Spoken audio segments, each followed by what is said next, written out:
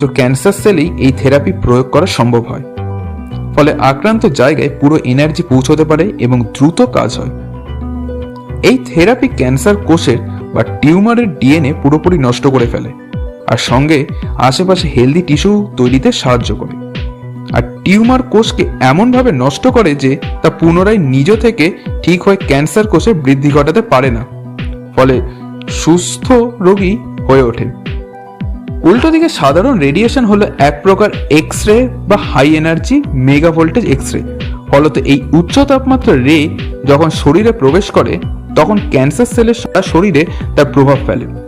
অন্যান্য হেলদি অঙ্গ তাতে ক্ষতিগ্রস্ত হয়।